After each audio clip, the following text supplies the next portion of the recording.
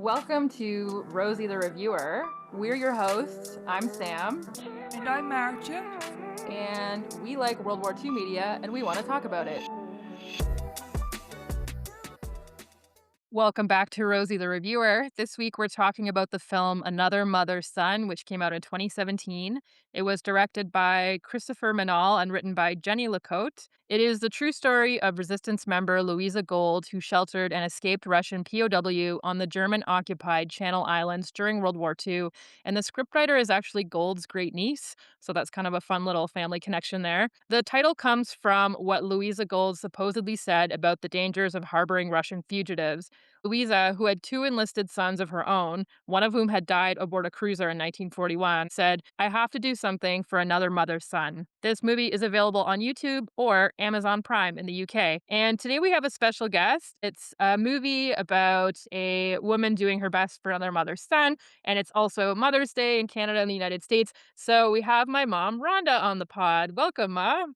Thanks for having me. Wow. 2 years and 100 plus episodes later. Congratulations on your success. And you made a fan out of me, just so you know. And I thank you for sharing your passion with the world. I also want your listeners to know that if they want a further deep dive into any of your episodes, they can go to an awesome website, rosieTheReviewer.com, where you can check out links that Kmart has posted and recommendations for books. You could find it all there if you really want to do a lot more research into the content of these episodes.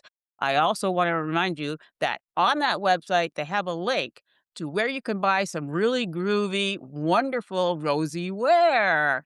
I have my t-shirt on today, as a matter of fact. So you should go there and check it out. Thanks, Ma. What did you think of this movie, Mart? I thought it was a cute little story, a sad story too. These stories are my favorite kinds of stories because they are about ordinary people doing extraordinary things. And it just reminds me that even when times are bad, we can always expect some people to do good things. And that's hopeful, especially in today's world. And the acting was alright. I thought on occasion it struggled a little bit to hold tension, especially in the middle of the movie. I got a little bit distracted, maybe, but overall, an interesting movie to watch and just an extraordinary story overall. How about you? Let's go to Rhonda first. Rhonda, what did you think? I enjoyed watching it, and it resonated with me because I'm a mom, of course. It was a nice story to tell because we all know about the atrocities during World War II, how many innocent people were killed, slaughtered, murdered. It just a terrible, terrible thing. And these little stories that come out of these people that showed such tremendous courage and empathy for their fellow human being. More of these stories, I hope, are available and can be told. And I know that there's, for all the millions of people killed, there were a lot of people that were actually rescued by these people that had empathy for their fellow human beings. So I enjoyed it.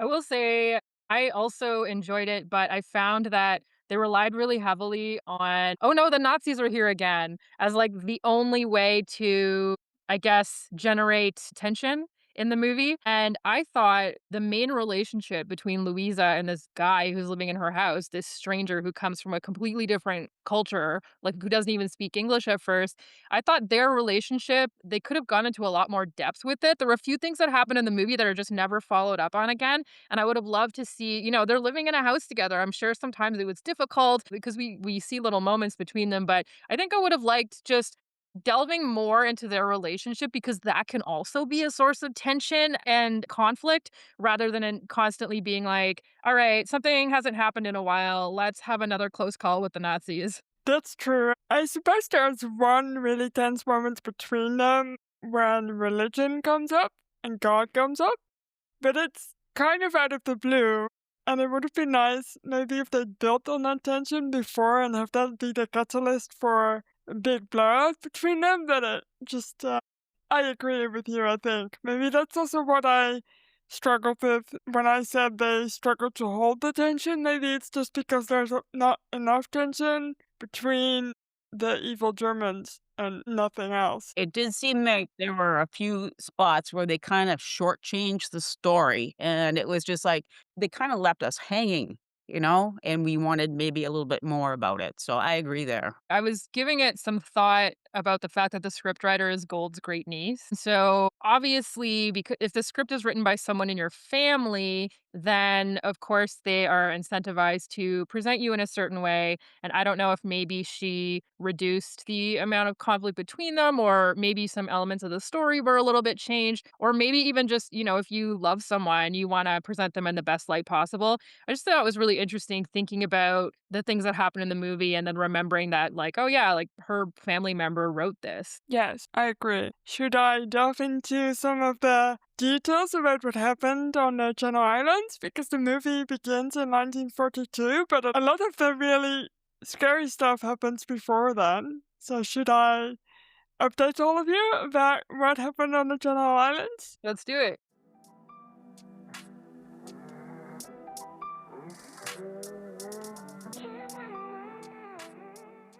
So, first of all, this story takes place on Jersey, which is a Channel Island, and I wasn't too aware of what a Channel Island actually was. So, the UK has two major ones of these. They call them kind of crown dependencies in the channel. One of them is the bailiwick of Jersey, which is where we are in the movie. It's the largest one of the two. And the other one is the bailiwick of Guernsey, and they have their own government that Britain is responsible for their defense and international relations. And spoiler alert, they don't really do a good job of defending these islands by choice. The Jersey Islands have this really interesting culture that's a blend of French and English. And so we see this in the movie where all the characters speak English, but we briefly see the main character speaking a sort of like French patois, and they all have French last names. And this is because, like 1,000 years ago, when William the Conqueror crossed the English Channel and took the English crown, he was, of course, William, Duke of Normandy. And so for a period of time, the English monarchy held not just England, but also the Duchy of Normandy. And as the centuries went by, they lost most of that territory except for the Channel Islands. The Channel Islands are all that is left today of the Duchy of Normandy. And so the Channel Islands belong specifically to the British monarch, but they do not belong to Britain. So it's like this they find themselves in this interesting situation. And they're also geographically, if you look at them, they're pretty much right off the coast of Normandy. They're about 80 miles south of the coast of England. So, like, geographically, they're closer to France than they are to England. So that's why they're sort of in this weird legal position where they govern themselves, but they belong to the English crown. Yes. They're also the only British soil that was ever occupied by the Germans. So that makes them unique in a sense. So let's get to the occupation of the Channel Islands because a lot happens in between. We're a World War II podcast after all, so let's get to that point. The occupation lasted from June 30th, 1940 until Liberation Day on May 9th, 1945.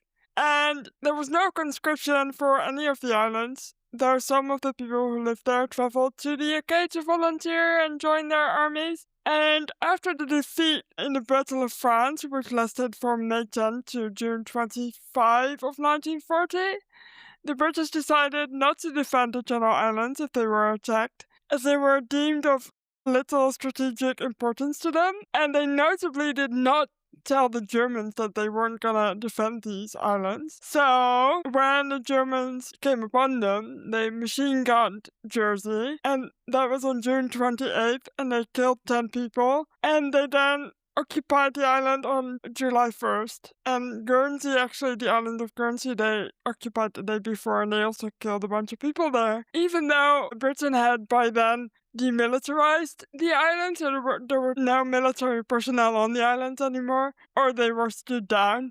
So they could have just walked in there and not harmed anyone, which is kind of sad. Well, yeah, both of the major ports on the islands were bombed, but essentially what happened is that a Luftwaffe guy was flying overhead and he's like, it feels weird that I'm not being shot at. I'm just going to land and see what happens. So he landed at this airport that was like deserted. And he was like, guys, I think we can just come here. And like, that's pretty much what happened. And then later on that day or something like that, Britain was like, oh, yeah, we're not defending it. P.S. And to be fair, Germany didn't really see a lot of strategic value in the islands either. Well, when they first invaded and conquered the islands, Hitler viewed it more as a propaganda coup. So he could share with the rest of the Germans that they had a piece of Britain and victory was coming and everything else like this. And this was a huge thing for him personally, that he had made this score, gotten a piece of Britain. So just thought I'd add that. It did turn out to be strategically pretty good later, but then it became such a drain on their resources that it really wasn't worth it. Who knows, right? Yeah, I kind of wanted to mention a little bit about Guernsey, about the attack on the harbor, because it's so sad.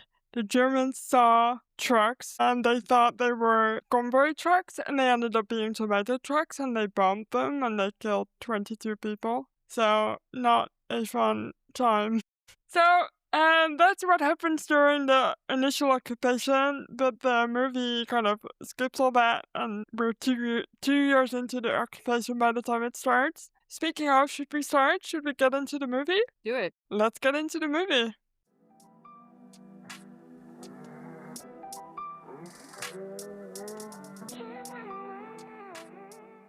We open on Jersey, one of the Channel Islands, in the summer of 1942, and there's a little opening card that says, the only British territory to fall under Nazi rule. Adolf Hitler orders that Englishmen not born on the islands are to be deported to Germany with their families. Men captured elsewhere in Europe are brought to the islands and are forced to work. A true story. Indeed, it is. There's this situation that was happening at the time where Persia, which is today Iran, had the Soviet Union on its northern border, and then the British were camped out in Iraq to the west. And so it had these two allied armies on either side of it. But Iran was officially neutral, but its largest trading partner was Germany, so it didn't want to piss them off. So there was quite a large expat German population that was living in Iran at the time. And at a certain point, the Allies were like, well, if we leave them there, then we're worried that we're going to encounter like sabotage and espionage and that kind of stuff. And so the British and the Soviets rounded up all these German expats. They let the women and the children go back to Europe, but they put the men in internment camps. And this pissed Hitler off to an outrageous degree. He's like, how dare they invade a neutral country and round people up? And it's like, just completely failing to see the irony in that. And so he decided that he wanted to imprison 10 British civilians for every German who was in prison. And he decided he's going to get them from the Channel Islands. But by the time he gets there, the Channel Islands have been partially evacuated. A lot of people have left. As you said, there are a lot of men who left to enlist in the British Army. And so he gets there, and there just simply aren't enough people for him to have his ratio of 10 to 1 that he wants. But that is the motivation behind this idea that he's going to start deporting people. This is in direct retaliation to what had happened to these German expats in Iran. How petty of him. Yeah, I think that is one of many negative character traits that we can ascribe to Adolf Hitler. It's definitely worth mentioning that the Germans did attempt to enforce the anti-Semitic laws of Germany here, the way they did in other places that they occupied. And so there just were simply not that many Jewish people left on the Channel Islands because there weren't that many in the first place, and many of them evacuated. But of the ones that were left, the Germans essentially made the local government enforce this thing where it's like, oh, if you're Jewish, you have to give up your business. And if you're Jewish, you're not allowed to do this and that. You can only come out of your house an hour a day, that kind of thing. The local government did push back a little bit. Like, they didn't force people to wear the yellow star and that kind of stuff. But the Germans still rounded up quite a few Jewish people, and some of them died at Auschwitz. So definitely worth noting that they were specifically rounding up Jewish people here too. Yes, and they also changed a couple of things to the way of life on these islands, like the time was changed to German time. They had to drive on the other side of the road, like usually they drive on the left, they were made to drive on the right side of the road. I'm guessing there was a curfew, I don't know how enforced it was. But overall, what you read kind of about these islands is that the Germans weren't as nasty to these people as they were to probably people in other countries, but it was no fun. There were like rations and all sorts of food shortages, especially toward the end. We'll get there later. The other thing too is that they would have these very specific rules that people would have to follow, and part of it was an excuse so that if they caught you breaking the rules, they could force you to do hard labor, Yeah. because They tried to force the islanders to work on military installations, and the islanders were like, "No, you can't make civilians do that." But once they catch you breaking their rules, well, now they can make you do anything they want you to do. The wonderful thing about the islanders is that there wasn't really a lot of them there, but this soft resistance was enough to, save a lot of lives or save them from a lot of harassment from the Nazis. Of course, they're going to harass people just because that's what they do, but this soft resistance was really a way to kick back just a little bit and keep some of their, I guess, sanity. And they were very secluded. They were left on their own. It's like, okay, well, we're not going to rise up. We're all going to get killed. So we're just going to lay low and hopefully wait out the war and this occupation. So, Yes, which is great because it brings us to our next point. We meet our main character, whose name is Louisa Gould. She's played by Jenny Seagrove, and her sister Ivy, played by Amanda Abbington of BBC Sherlock. I believe that's where I've seen her. And these two ladies have connections, which they're about to use. And so Ivy's husband, Arthur, played by John Hannah, works in the post office, and they use this to wrangle a promotion from the postmaster, played by Nicholas Farrell, for a friend's husband so that he and his family won't be deported. And this is the first time we see Louisa do something to push back against the regime, but it won't be the last. It will not. Louisa and her nephew Rex, played by Branagh O'Connor, stumble upon the quarry where the Russian prisoners are being forced to do hard labor and are brutally beaten. It plants the seed for what will happen next. So the German brought in approximately 16,000 POWs to turn Jersey into a fortress, including an estimated 1,000 Russians. And other POWs came from Spain, Poland, Czechoslovakia, Belgium, Holland, and North Africa. So there's a bit of everything here, who are all treated very poorly, but I believe the Russians kind of got the worst of it. Yeah, the Channel Islands became one of the most well fortified parts of the Atlantic Wall. So the Atlantic Wall was this chain of fortifications that Hitler was building all along the coast of Europe, full well knowing that if the Allies were going to invade the continent at one point, they would do it in that direction. He was right, incidentally. And so it was sometimes said that the Channel Islands was more well defended than the Normandy beaches, which is quite something. But actually, if you go to Jersey today, the underground tunnels that were built by these POWs are still there, and they're like a museum. You can go in and tour them. Another thing we see in the movie is that they mine the beaches as well. So we see something we saw in the Denmark movie that we watched, Land of Mine. But it doesn't look nearly as scary as it did in that movie, just because the story isn't about it. I'm sure it was really scary, and I think they still find the occasional landmine or bomb today in Jersey. Louisa learns that one of her sons, Ted, has been killed in the war. Ted was, I believe, an anti aircraft technician of some kind, and he was serving on a cruiser that escorted convoys, essentially. And as he was escorting a convoy away from Greece, his ship was torpedoed, and like 180 odd sailors died, and he was one of them, unfortunately. So Louisa obviously is quite emotionally affected about this. She's working in the shop that she runs not long after that when she sees the Germans herding a group of Russian prisoners along, and she rushes outside to give them food, disturbed by what is happening in her community. What I thought about this, about her emotion, and also about how quickly they kind of moved on from it, maybe that's another one of those things where they could have gone a little bit deeper. Like, it happened so early in the movie that even though I felt sad for her, I didn't really know her yet or any of her sons, so it left me feeling a little bit unaffected. Maybe I'm a bad person. Maybe it's good to mention too that Louisa is a widow. Her husband has died already, like way before the war. They don't really mention him that much in the movie, but she's this really just kick-ass lady just looking after these boys when they were younger, and now they are apparently really clever boys. I watched a documentary called Betrayed to the Nazis, and they speak at length about how she looked after these boys, and these boys were really bright and really like smart sons, and the villagers all liked Louisa because she ran the shop and like she was a connection to the outside world because she had a wireless still that she listened to. Listening to the wireless was highly illegal at this point. The Germans, if they found you with a wireless, you'd be in trouble. One thing that I thought was a little sad was in the movie, there's a point where she gets a Red Cross letter from her other son, and it's dated like 4 months earlier because it just takes the mail so long to get to them. And in real life, she didn't find out that her son Ted had died until 4 months after it happened. So I thought that was like sort of a sad little footnote there. Yeah, she would have probably written to him as well in the meantime. I mean, they did right, so God, that's so sad. So at the quarry, a young Russian POW called Fyodor, played by Julian Kostov, manages to hide from the Germans. They are kind of distracted because one of the Germans is an asshole and he throws a piece of food to the floor and they all scramble to get it, but it means that Theodore gets to get away, and he escapes to a farm where the farmer Rene, played by Peter Wright, takes him in, but needs to find another place for him as he already has another escape POW that he's looking after. Apparently, in real life,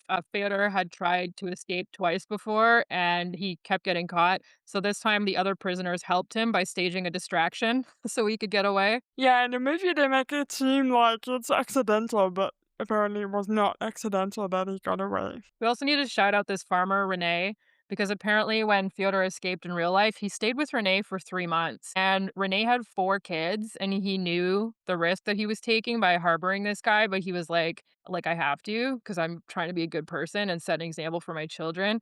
And apparently it was his children that dubbed Fyodor Bill. So they called him Russian Bill, and then that's the name that the English people started calling him. Renee asks Louisa if she can take Fyodor in, but she says no. She's the local shopkeeper. Her and her husband used to run the grocery store together until he passed away. I want to say in like 1933. It was a few years before the war. And she's struggling enough as it is, trying to obtain enough food to feed her community. They're quite rationed. People come into the store and they ask her if they can have some of her eggs and that kind of stuff. So soon after, she and her sister Ivy see a dead German soldier washed up on the beach. And their friend Elena, played by Susan Hampshire, who owns the land upon which Louisa lives, comments that she would like the soldier to be buried. And a lot of the other people standing around are like, fuck that guy. But she's like, wouldn't we all want our sons to be buried if they died far from home? Like, wouldn't we want that bare minimum of human dignity? Yeah, it's a strange kind of humanity. Well, I guess it's not strange. It kind of makes me happy to see that the humanity is there despite the fact that this guy is German. Lou decides eventually that she must help and she takes Fedor in. And as he's getting settled, she sees that he's been badly beaten. Like, she offers him a bath and then she sees all his nasty scars. And then they have a close call as a Nazi comes by to give Louisa help for violating some blackout rules because Fedor's left the light on, and it's very tense. I'd already forgotten about this moment, but that's one of the tense moments that's created just because a Nazi happens to be walking by. She's like, sorry, sorry, sorry, and closes the door, and then it's over. We had talked previously about how Norway during World War II, there were like 8 Germans to every Norwegian, which seemed like a lot. But on the Channel Islands, there was like a couple of Germans for every islander. Like there was just, because there's just not that many. Like it's not a heavily populous area. And the Germans were obviously like stationed there ready to defend it. So there was just so many Germans crawling all over the place. Yeah, I think it's interesting that despite the fact that the Germans are there, life does seem to go on for these people. They do their regular, if they still have their jobs, they just do their jobs and they go about getting groceries from Louisa, even though there's like a shortage of a lot of stuff. It seems kind of not as terrible as we've seen in other movies. And I'm also wasn't as scared for these people, even though Louisa obviously was hiding a Russian. Most people just seem to get on with their lives. Well, and I think that lulled them into a false sense of security too, because real life Louisa, obviously a brave, incredible person, but she also was just a little bit fast and loose. Like she didn't seem that concerned about being caught harboring this guy or having an illegal wireless. Like she seemed to genuinely think that like it wouldn't be that big of a deal if she got caught. And like as we know, it did end up being a pretty big fucking deal. Yeah. The other thing too that I think helped was that if you look at the island of Jersey, the most populous area, I don't know if you'd call it a town or a city, but it's on the south part of the island, St. Helier, I think it's called. And even today, there's like maybe less than 30,000 people who live in that town. And then she lives on the far northwest part of the island in a place called Saint Ouen. And so she's pretty rural. And she, I think, mentions that at one point in the movie, the fact that they're so far out of town that like they know all their neighbors and, she's not really worried about being turned in and that kind of stuff. Little did she know. Yeah. Exactly, yeah. Spoiler alert. It makes it extra sad that she's so trusting of other people and then they end up being betrayed. Yeah, absolutely. Well, that's the thing, right? Like, in as much as bad people like to project bad behavior onto other people, it's like, yeah, good people also tend to project their behavior onto other people. Like, she trusts people because she's like, I'm a good person. Ergo, other people are intrinsically good. And it's like, not everyone.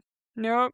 And as a way of showing that, the movie at the next scene goes to the post office where Arthur learns that locals are turning each other into the Nazis. We have encountered two shop ladies who are jealous of Louisa's perceived connections, as well as a young local girl who's dating a German soldier. They call her a Jerry bag that Louisa refused to serve at the shop. And they are potential enemies who have reasons to potentially rat Louisa out if they find out her secret, though Louisa doesn't seem too concerned about this. Yes, they definitely Chekhov's gun us with these two shop ladies and the young girl dating the German soldier. They're like, matter of time, someone's going to turn this lady in. Yeah, Louisa's just like, we're closed to this girl dating the German boy. Like, this girl would have been ostracized, I think, in the entire island. Yeah, so Theodore settles in at Louisa's home and begins to learn English. It kind of cracked me up because we see a scene where he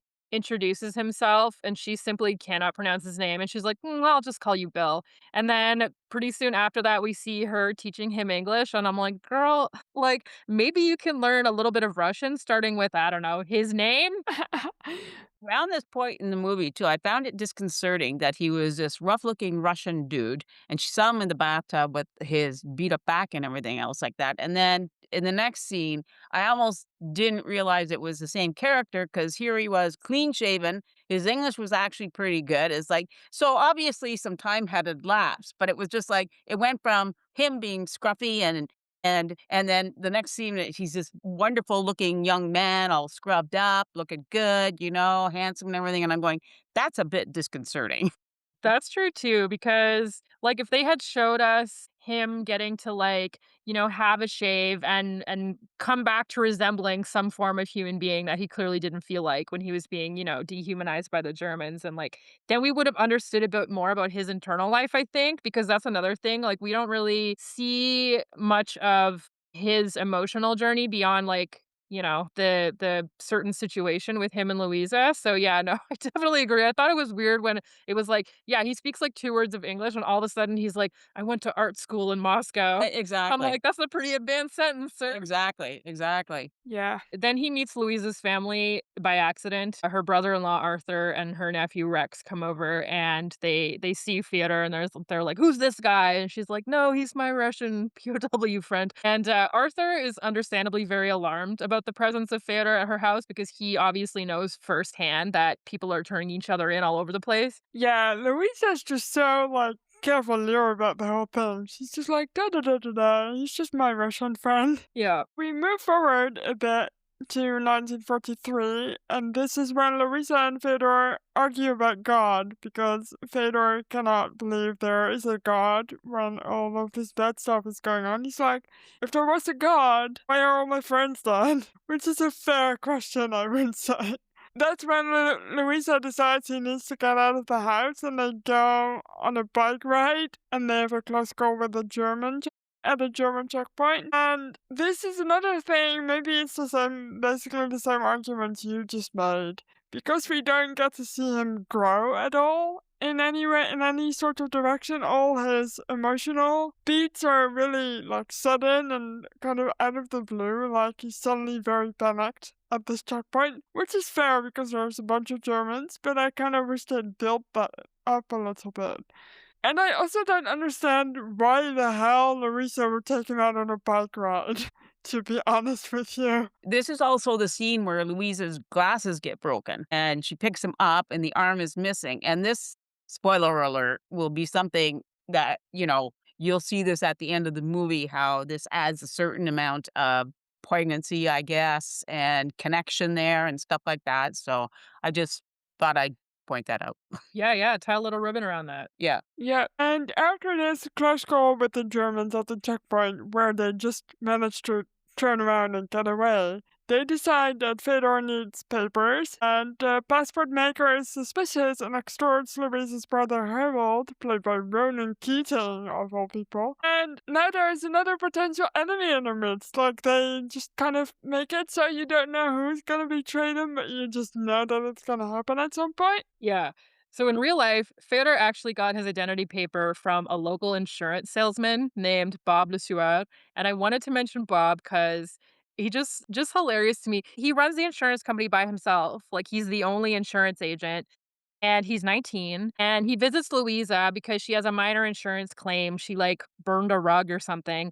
And while he's there, he's like, why don't I use my ability to travel around unnoticed as an insurance salesman and acquire papers for your Russian friend Bill? And so he does that. Bob is also the one later on who finds new hiding places for Fyodor as well as another Russian POW after the Germans are alerted to their presence at Louisa's house and her sister Ivy's house.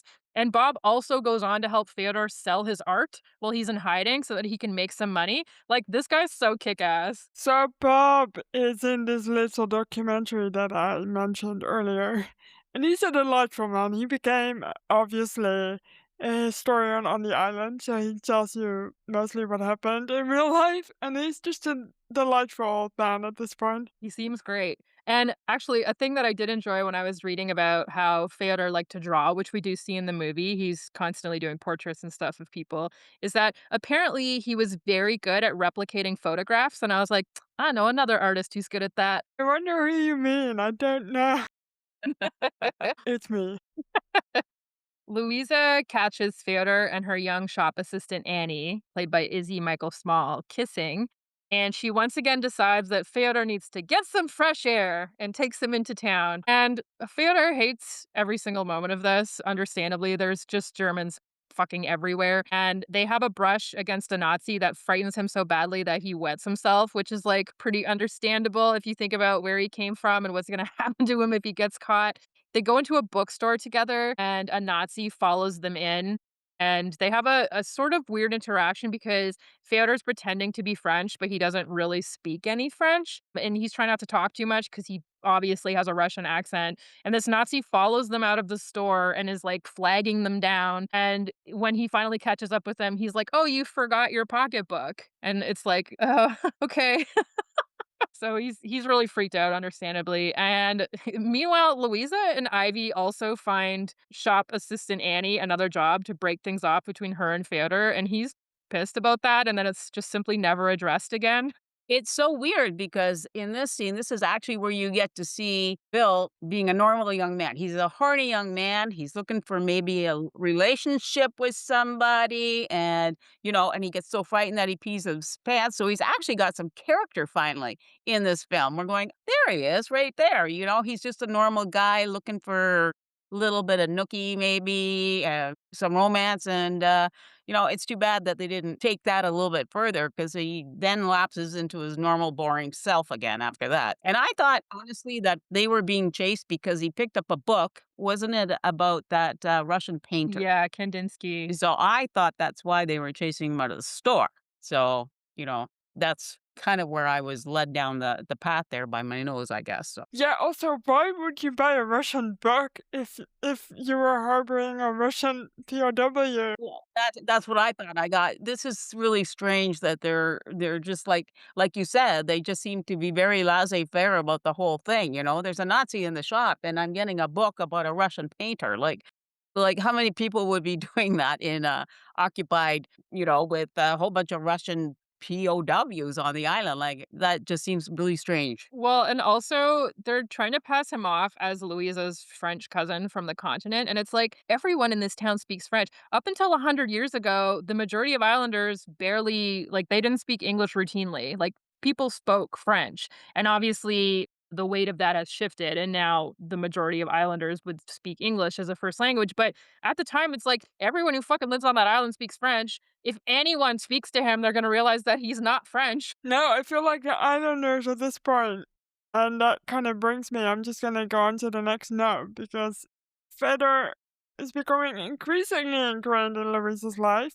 He's openly working at the shop, selling stuff to people, and then he's celebrating Christmas with the family. I guess the only one who's slightly concerned at this point is Arthur still. He's tense as hell.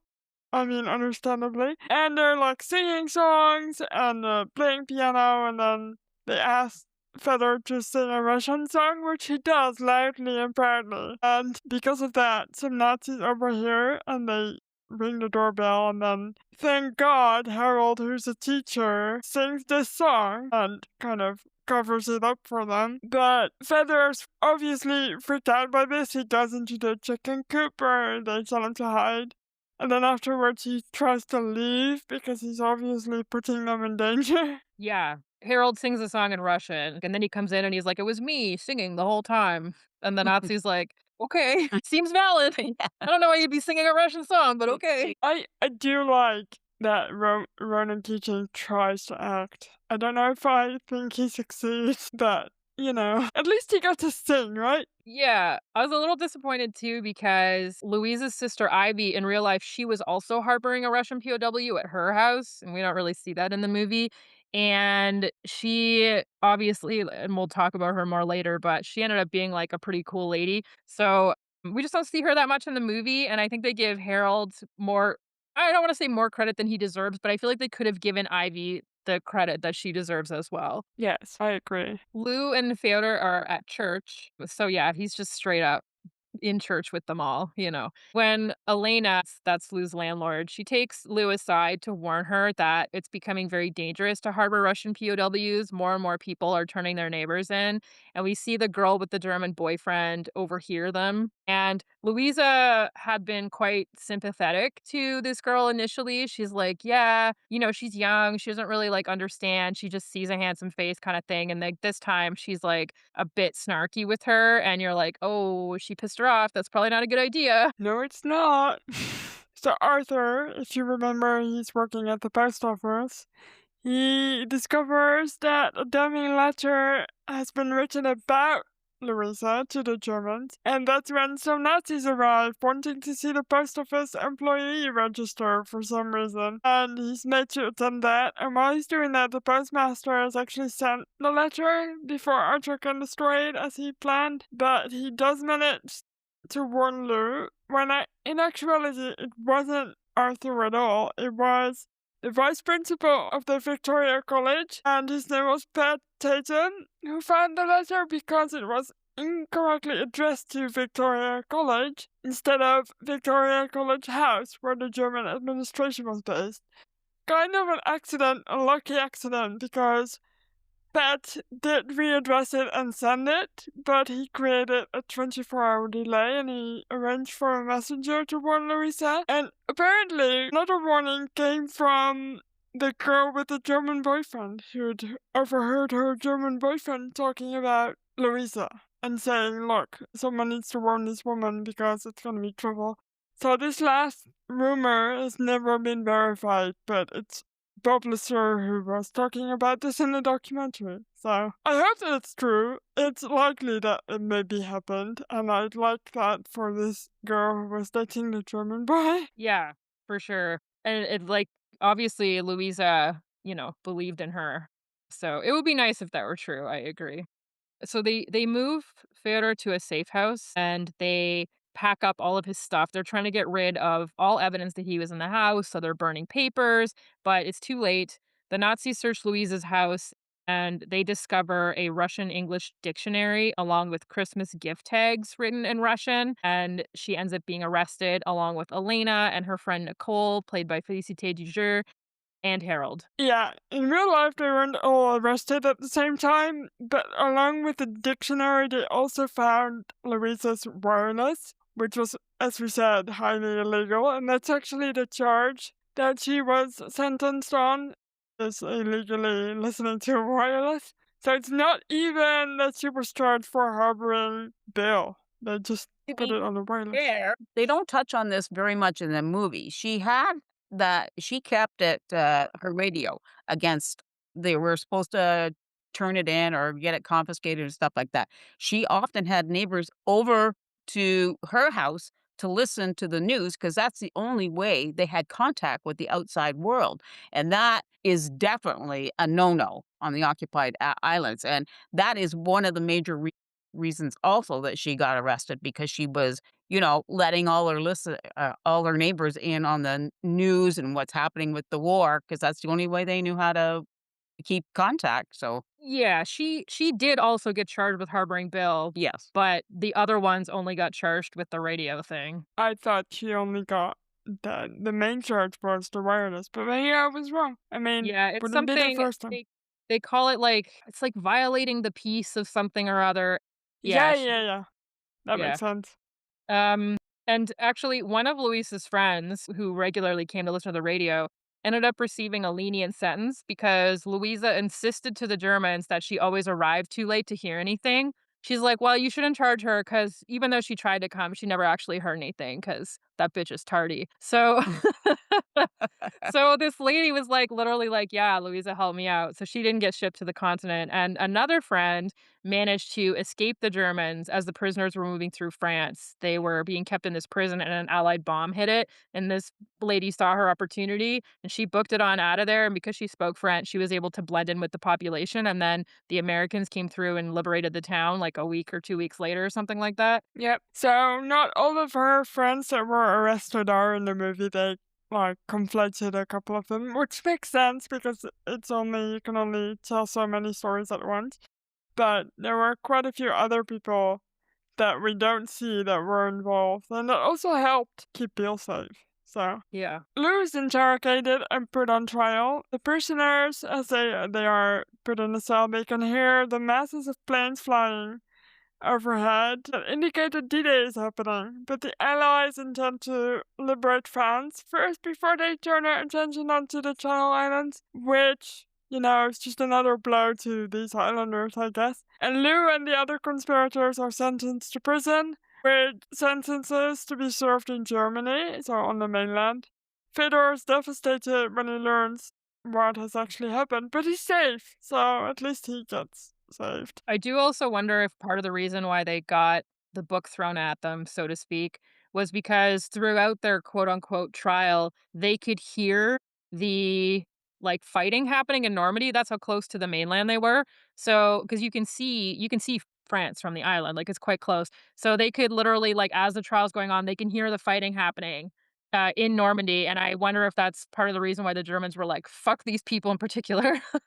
Maybe. And after Dita, it was actually one of the worst times for the inhabitants of Jersey and also of Guernsey because that's when a lot of things just ran out, like salt, sugar, butter, and also later bread. And the gas and electricity failed, and water was only pumped out occasionally, so they were really struggling at this point of the war. So even though liberation felt closer, they were having the worst time they ever had on the island. And Ivy, Lou's sister, was initially also meant to serve her sentence on the mainland, but a doctor called Raymond Osmond forged papers for her saying she had a kidney disease, which she didn't have, but the Germans believed it and thought she was too ill, so she stayed on the island and served her sentence there. Yeah, which probably saved her life. Most likely. In northern France, August of 1944, Harold and Louisa are being taken to the concentration camps where they will serve their sentences, and they see one another for the very last time. And it's Harold's birthday. It's a really sad scene. And Harold ends up being taken to Bergen-Belsen, and Louisa is taken to Ravensbrück. So both of these places are obviously extremely notorious if you know anything about World War II. Yes, and this actually happened in real life. It was really lucky that they even saw each other because they were going in different directions. They just happened to stop at the same depot and they shouted at each other from across the trains. And she threw him a case of tobacco for his birthday. And it breaks my heart that that's the last time they saw each other. Yeah. So it's May 9th, 1945. It's Liberation Day. Ivy and Arthur find out that Harold has survived, barely alive at this point, but he has survived Bergen-Belsen. Elena refuses to serve the shop ladies who come in, showing clearly whom she suspects of turning Louisa in. Harold and Ivy return home, but as the screen flashes to Ravensburg in August 1945, we see a worker shoveling debris, and in a pile are Louisa's glasses that Bill fixed for her, and it's so sad because she did not survive. Yeah, and end cards tell us what happened. Louisa Gould died in the gas chambers of Ravensbrück on the 13th of February, 1945, 2 months before the camp's liberation. She had started out when she got to the camp teaching English, but she rapidly became sick. Obviously, they're just hotbeds of disease because they had people stacked on top of each other, basically. She was sent to the gas chamber. No one has ever admitted to the betrayal of the family. Ivy Foster remained on the island with Arthur and became the first woman to be elected to the states of Jersey after the war. Ivy, Harold, and Louisa were amongst the first recipients of Her Majesty's British Heroes of the Holocaust Awards, which are given for selfless actions which preserved life in the face of persecution. Harold Le Drianek was Belson's only British survivor, although I looked into this and I think there were two ultimately. But his testimony at the Lumberg trials led to the prosecution and execution of several Nazi war criminals. And he returned to his teaching career and received commendations for bravery from the French and Soviet governments and lived until 1985. I found a quote from Harold about his stay in Bergen-Belsen. He said about it, there was no food, no water, sleep was impossible. We had to rise at 3:30 a.m. All my time there was spent in heaving dead bodies into the mass graves. Jungle law reigned among the prisoners. At night you killed or were killed, and by day cannibalism was rampant. And in the documentary they show him talking about how when he was carrying these bodies of these people who had died and noticed that their livers were missing, that's because other people had eaten their livers because there was no food in the camps, and that's the only way they could survive. Yes, that's a lot. Yeah. And so the two shop ladies who allegedly betrayed the Golds never admitted to doing it. They said, we didn't do it. But they were questioned in an investigation after the war, and they were made to write down their story. And the head of the German Secret Service believed that the handwriting in their testimony was the same as in the letter that they received. And this only came to light when all these documents were released from the National Archives in Kew in the UK. So this is a fairly recent discovery. Well, I guess fairly recent. What was it? 2017 when movie was made? But there's no official proof. They were never tried. The reason they didn't have a trial for these ladies is because there was no law under which they could try them. So basically, they got lucky, but they were ostracized for the rest of their lives. They were paid 100 British pounds to betray their neighbor. And in the end, was it worth it? Like, you got a bunch of people murdered. Like, really? Probably not. Yeah. And in the documentary, they say that they were most likely jealous of Louisa and the privileges she had because of her store and also because she had these two sons, or in the end only one, I guess, but initially two really brilliant sons, and they were said to be jealous of that. They are named in the documentary, by the way. I didn't name them here because they talk about in the documentary whether these people should be named. And some of their family have said, look, they've suffered enough, which I guess they've died already, but they did suffer for their entire lives because no one wanted anything to do with them because they were all convinced that they did it. Yeah, it's so short-sighted, it's the same thing as this local girl dating the German soldier. It's like the occupation is not gonna last forever, and then you're gonna have to look these people in the eye, your Yeah. neighbors and your Which is kind of why I enjoy that they, in the documentary, talk about this girl possibly giving Louisa a heads up about the incoming Nazi search. At least, I guess the maker of this documentary thought there was enough proof to at least grant her a little bit of respite from years of ostracization. Yeah, a tough one on that island too, because the Germans effectively allowed the local governments to still operate. Like they could still pass laws and that kind of stuff. They had to get the Germans to sign off on it, but they still, they left the local police force in place. They left and something like half of the islanders ended up working for the Germans because there weren't other jobs. Um, Right. and the Germans were paying everyone in these like occupation like Reichsmarks, basically. Like it wasn't real currency. And so people ended up in this just terrible situation where really the only option if you wanted to survive was to work for the Germans in some way, shape, or form. And so after the war, it was difficult because it was like, can you call these people collaborators? Really? It's just such a tough situation. We've talked about this before, right? You do certain things you do to survive. And would you or I have done anything different if we were in that situation? I don't think I can say because I've not been in that situation, but also I think it would be likely that I would also try my hardest to keep myself and my family safe. So there was a guy who led really the only resistance movement on the islands. His name was Norman Lebrock. And he actively did manage to sabotage some of the Nazi operations and that kind of stuff. And he was pretty pissed after the war because he and his resistance movement never really got recognition. Like a lot of people don't think that there was much active resistance on the islands, and like to a degree that was true, but like there very much was this guy and his little band. And he pointed out that many of the people who had quote unquote collaborated with the Nazis ended up getting like OBEs and knighthoods, and like they were getting recognized for stuff. So he was just yeah, he was a little bitter, I think, after the war was over. I would say understandably so. Yes. Theodore Bill Polikarpovich Bury stayed with Louisa for 2 years. Like all repatriated Russian POWs, Fyodor was discriminated against by the Soviet government after his return. But he survived, and he married, and he lived into his 70s. Louisa's son Ralph survived the war, and in 1995 met Bill for the first time at the unveiling of a plaque in Jersey, which is on the building that Louisa owned, to commemorate the bravery of his mother, Louisa Gould, who lived from 1891 to 1945. And it says, the value of life isn't measured in length, but in deeds. Which I Hell guess it yeah. is. Yeah. And that's the end of the movie.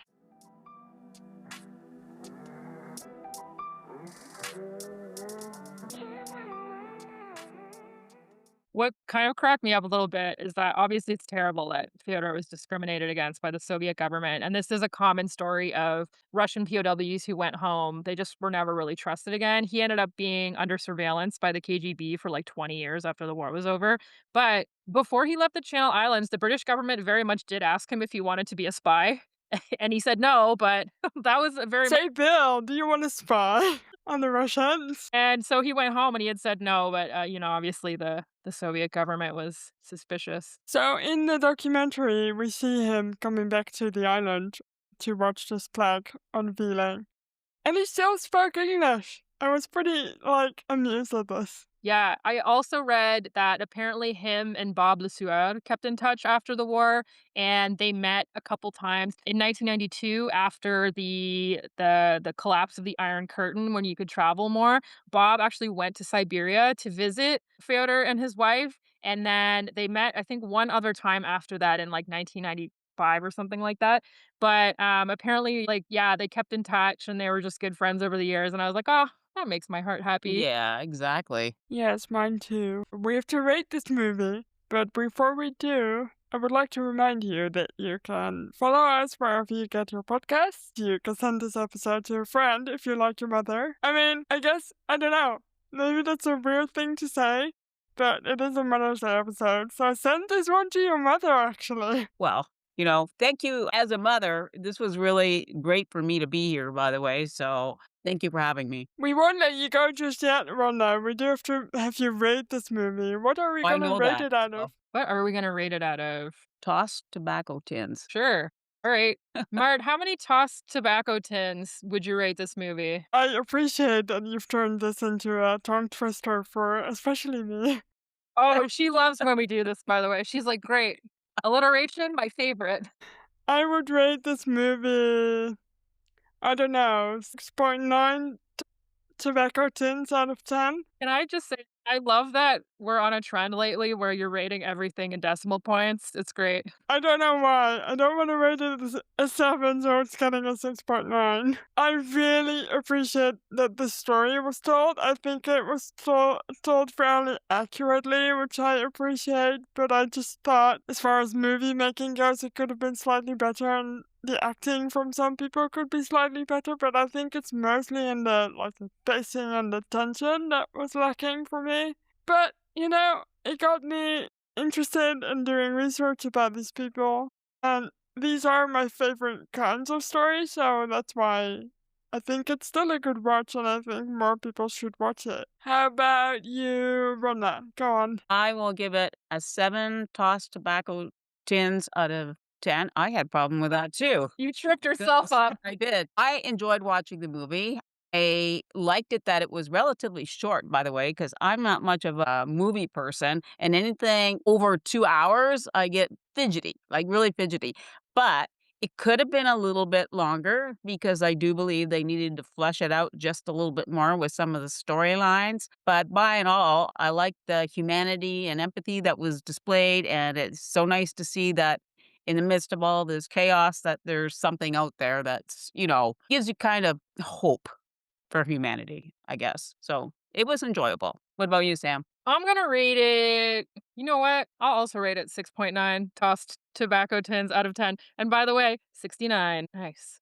I would say that it's pretty predictable in the strain of like these movies about here's like a hero being selfless and rescuing someone during the Holocaust or whatever. So you kind of know it's going to happen. And they overuse Nazis as a plot device. And I think it would have been nice because we do see it so much from Louisa's perspective. And I did touch on this where it's like she doesn't even learn how to say his name and like she's teaching him English, but she's not learning any Russian and that kind of stuff. And it is very focused on her. And it's like, yeah, she did hero shit, absolutely. But like, Theodore was a pilot who was shot down over France. They don't really touch on that in the movie. Like, we don't really know very much about him. And I think I would have just liked it a lot more if we had seen, even things like from his perspective and a little bit more about what their relationship was like and how it developed as they lived in this house together. So yeah, I enjoyed it. I did think that they missed some opportunities there. I agree. Are we getting to the point where I need to ask you if you're reading anything? I am reading something. I have started reading The Dirty Dozen by E.M. Nathanson, and we are going to probably watch that movie and chit chat about that pretty soon. Yay. Rhonda, do you want to add anything? Either a book or something you read or a movie that you saw No. that you think other people should watch? No, not really. I'm more of, fiction, detective novels. I mean, the odd time Samantha does recommend me a book, and I have read a few of them, like The Women Who Flew for Hitler. I read that one, and then there was another one that you gave me recently. And I also want to read The Tower of Skulls. I'm very interested in reading that one too. So I do read other stuff other than just fiction and junk magazines. So just so you know, but I'm not going to recommend any of my junk magazines because nobody needs to know. She wants you to read Food and Drink, where they print recipes where you have to use every goddamn pan in your kitchen. And the recipes are like 3 pages long too, so Yeah, they're like, make sure you toast the sesame seeds in a separate pan and then set them aside. And you're like, I'm not doing that. Cannot be bothered with that many things. I just simply don't believe it makes the dish taste that different. Come at me. Yeah, exactly, exactly. Well, Rhonda, do you then want to give us some parting words on Mother's Day? I don't know, treat your kids well. And, I'd be like Louisa and say, "You know what? Would I want my son to be treated by another human being if he was away?" I mean, to be fair, Samantha flew across the ocean, to meet all you people. Was it for Charlie's wedding or something like that? In 2011, yes. Although I also went over the year before in 2010. Okay, and I trusted that her friends were gonna take care of her. I'd never met these friends before, and I don't believe she ever met them in person either. These were all internet friends. So, as a mother, it's like, I hope these friends and you guys turned out to be absolutely the most amazing people I've ever met in my whole entire life. So, Yeah, imagine there's that. that. You weren't waiting to surprise me with like a bouquet of anthrax. You never know. No, that's true. I mean, as far as dangerous people go, at least I'm in a wheelchair. I'd have a hard time being dangerous. And then she pulled out a gun. Anyway, I'm gonna say thank you, Rhonda, for being on with us. That was really fun. It was fun for me too. A little nerve-wracking if you wanna know the truth, but, You it's did great. good. It's all good. Yeah, you sounded smart, Ma. Did I really? Yeah. No, I'm not sure about that. See, now people know where I get it from. I was saying that because my dad's here, so it's like a little backhand. Yeah. Anyway, thank you everyone else for listening to yet another episode of Rosie. You can follow us wherever you get your podcast and rate us 5 stars. You can send this episode to a friend. You can follow us on Instagram at Rosie the Reviewer podcast, or you can visit our website, rosieTheReviewer.com, or you can buy some merch, and you should be nice to your mother. And we'll see you next week.